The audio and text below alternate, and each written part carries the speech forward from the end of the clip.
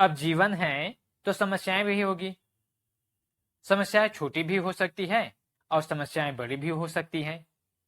लेकिन कुछ लोग समस्याओं में कुछ इस तरह से उलझ जाते हैं कि वह नकारात्मक विचार सागर या चिंता की दलदल से बाहर ही नहीं आ पाते हैं।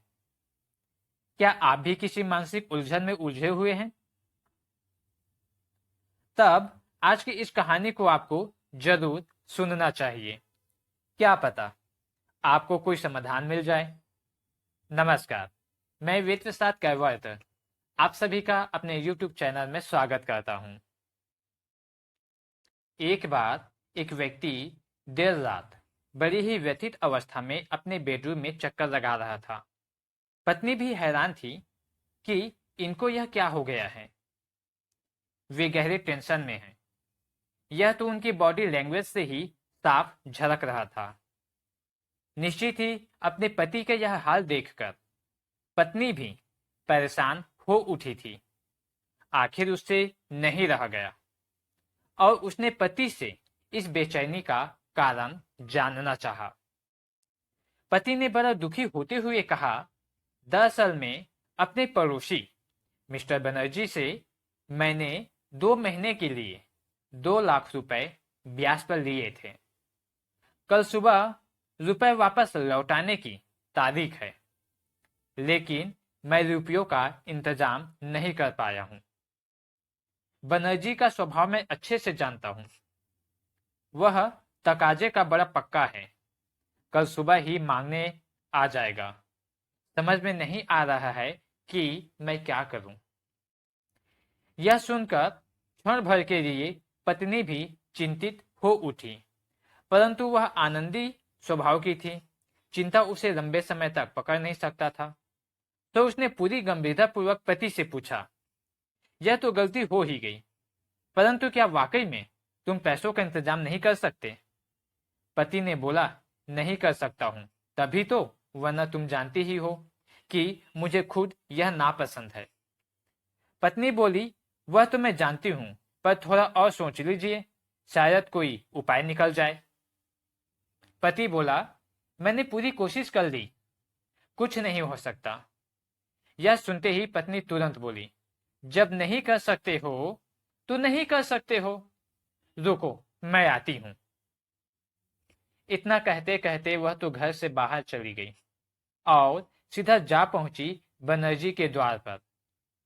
यूं तो रात काफी हो चुकी थी, परंतु उसे उससे कोई फर्क नहीं पड़ रहा था।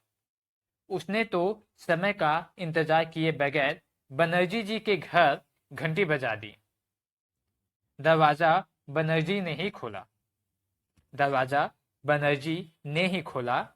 उसने सीधा उसे नमस्कार करते हुए पूछा, क्या मेरे पति ने आपसे 2 लाख रुपए उधार लिए थे?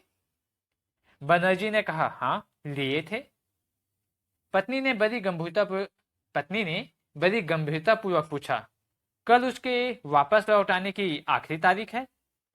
बनर्जी ने कहा, हाँ है।